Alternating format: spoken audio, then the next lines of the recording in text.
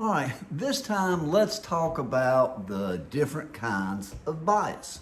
Now, there are a lot of different kinds of bias, but it doesn't matter what kind it is. We all know bias is wrong. And what's the one common denominator in all these different kinds of bias? It's the four-letter word bias, guys.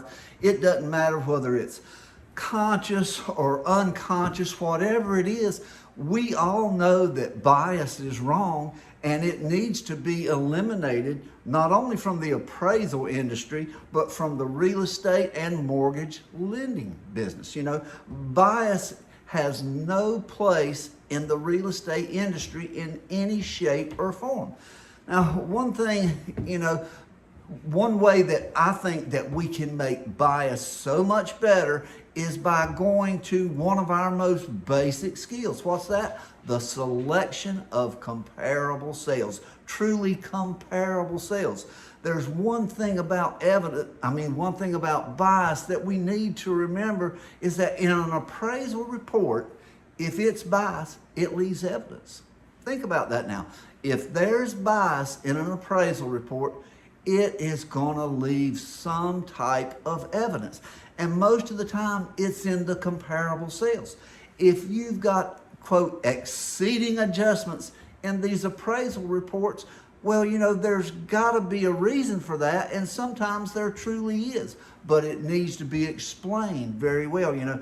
Bias comes in, of course, many different shapes and colors, but the thing is with bias is it's going to leave a trail that somebody knowingly of the local market, they can spot that in a minute, guys. And we need to go back to the beginning, whether it's agent or appraiser, learning how to select the proper comparable sales. Sure, it is an art form. It's always going to be. And it's one of those reasons why computers can never select comparables appropriately. Just as an example, let's talk about a golf front lot. You see in MLS a golf front sale.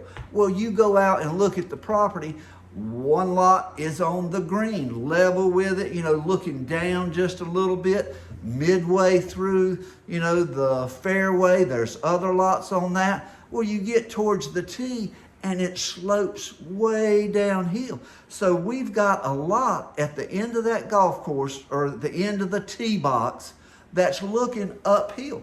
Do they see the golf course? No, but it's listed in MLS as a golf front lot. What does the computer see? A golf front lot, and they're going to value it the same as the ones on the lake, on the mid-view, or on the green. It's not apples to apples unless you know what's there. So, comparables is an art form. We all need to do it better. We can make it, you can have evidence of a non-biased report by using the proper comparables and explaining it. You start your search narrow and you expand it as you have to do it. But a comparable sale, we're going to go through all the different things that make a comparable. But your report, if it's biased, we're going to have evidence in the comps. If it's not biased, you've also got evidence in the comps. It's all about the comparable sales, and we can get rid of bias by going deeper into teaching agents and appraisers how to select comparable sales.